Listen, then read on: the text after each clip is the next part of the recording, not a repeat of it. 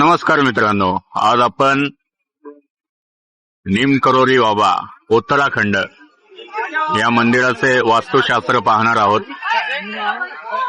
हे मंदिर नेहमीच भक्तांची मांदियाळी असलेले समृद्ध आणि आध्यात्मिक दृष्ट्या जागृत आहे। या मंदिराचे मुख्य प्रवेशद्वार उत्तरेला आहे, जिथं ध्वज फडकतोय ते मुख्य प्रवेशद्वार आहे।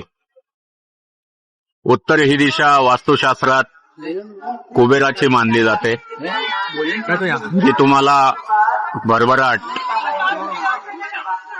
संधी आणि आर्थिक सुबत्ता देते। त्यानंतर जर आपण पाहिलं तर पश्चिमेला वैष्णवी देवीचं मंदिर आहे, जे इच्छापूर्ती आणि मांगल्य याचं प्रतीक आहे।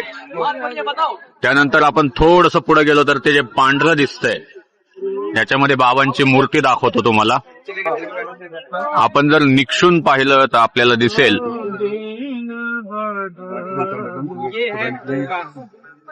आतमध्ये बाबांची मूर्ती आहे।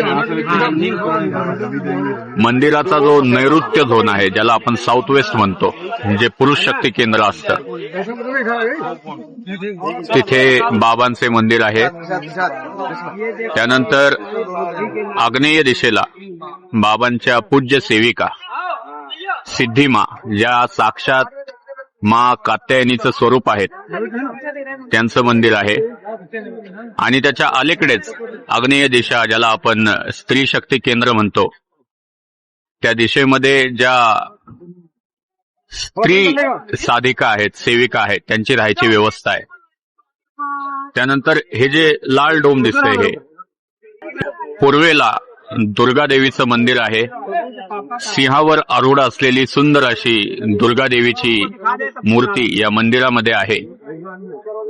दुर्गा देवी ही संघटन आणि अनुशासन याची अधिष्ठात्री मानली जाते। सूर्यामध्येही त्याच पद्धतीचे गुण असतात की जे तो आपल्याला बहाल करतो।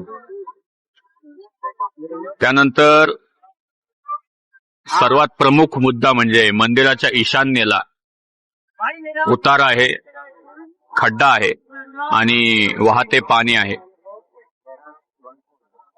आणि मागच्या बाजूला जेव्हा मी म्हणतो की साऊथ वेस्ट उंच पाहिजे, जड पाहिजे आणि भारदस्त पाहिजे, तर मंदिराच्या नैऋत्येमध्ये तिकडे त्या बाजूला उंच असा मोठा पर्वत आहे। पश्चिम दिशा ही भरपूर उंच आहे। तर ज्या प्रकारे भक्ती, अध्यात्म आणि वास्तुशास्त्र या तीन गोष्टी मिळून येतात,